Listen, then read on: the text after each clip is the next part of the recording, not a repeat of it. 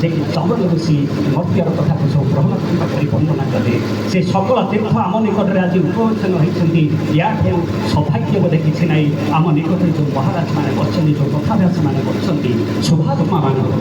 ସହଜରେ ଶୁଦ୍ଧାତ୍ମା ମାନବ ନହେଲେ କିଛି ବୋଧେ ନାହିଁ। ମୁଁ ତ ହଜାରେ ଶ୍ଲୋକ ପଢ଼ିଦେବି, ତାହା ନୁହେଁ।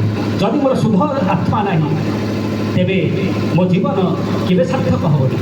ଯେଉଁ ମହାରାଜମାନେ ଆଜି ଆମ ନିକଟରେ ବସିଛନ୍ତି, ସେଇ ଯେଉଁ ତାଙ୍କୁ ଯେଉଁ ଶୁଦ୍ଧାତ୍ମା ମାନବମାନେ ଆଜି ବସିଛନ୍ତି ତାଙ୍କୁ ମୁଁ ସତତଃ ଧନ୍ୟବାଦ ଜ୍ଞାପନ କରୁଛି।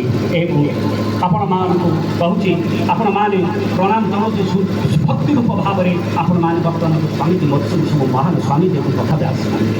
ତେଣୁ ସେମାନଙ୍କୁ ମୁଁ ଆଉ ଥରେ ପୁନର୍ବାର ପ୍ରଣାମ ଜଣାଉଛି। କାହିଁକି ସ୍ୱାମୀ ବିବେକାନନ୍ଦ ଗୋଟିଏ କଥା କହିଥିଲେ ଯେ ସ୍ୱାମୀ ବିବେକାନନ୍ଦ ରାତି ଅଧରେ ଶୋଇଛନ୍ତି। ତାଙ୍କର ଦୁଇଟି ଜିନିଷ ତାଙ୍କ ଆଖି ଆଗରୁ ନାଚି ଉଠିଲା। ସେ ଗୋଟିଏ ଜିନିଷ ହେଉଛି ସେ ଶୋଇଛନ୍ତି, ଉଠିଲା ମୁଁ ରାଜା ହେବି, ରାଜା ହେବି, ଧନ ସମ୍ପତ୍ତିର ଅଧିକାର ହେବି, ପୁତ୍ର କନ୍ୟା ସବୁ ଜାତ କରିବି, ବିରାଟ ଧନୀ ହେବି, ରାଜାଧିରାଜା ହେବି।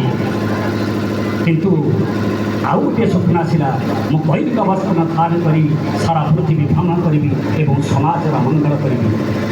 ସେଥିରୁ ସେ ବାଛିଦେଲେ ସେ କୌଳିକ ବସ୍ତ୍ର ଧାରଣ।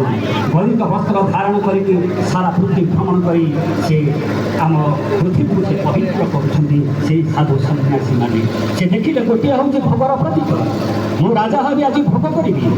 ଆଉ ଗୋଟିଏ ପଟେ ହେଉଛି ତ୍ୟାଗର ପ୍ରତୀକ। ଜଣେ ତ୍ୟାଗର ପ୍ରତୀକ, ଜଣେ ଭୋଗର ପ୍ରତୀକ। ତେଣୁ ସେ କହିଲେ ମୃତ୍ୟୁ ତ ନିଶ୍ଚିତ, ଏ ମଣିଷ ତ ନିଶ୍ଚିତ ମରିବ। ତେଣୁ ଏ ଭୋଗ କରିକି ମରିବା ଅପେକ୍ଷା ତ୍ୟାଗ କରିକି ମରିବେନି କାହିଁକି? ସେ ତ୍ୟାଗ ପଥ ବାଛିକି ଆଜି ସ୍ୱାମୀ ବିବେକାନନ୍ଦ ସାରା ବିଶ୍ୱ ପ୍ରସିଦ୍ଧ ସେଇ ତ୍ୟାଗୀ ପୁରୁଷ ଆମ ପାଖରେ ନିକଟରେ ସବୁ ଅଛନ୍ତି। ଜୀବନକୁ କେତେ ତ୍ୟାଗ କରିଛନ୍ତି।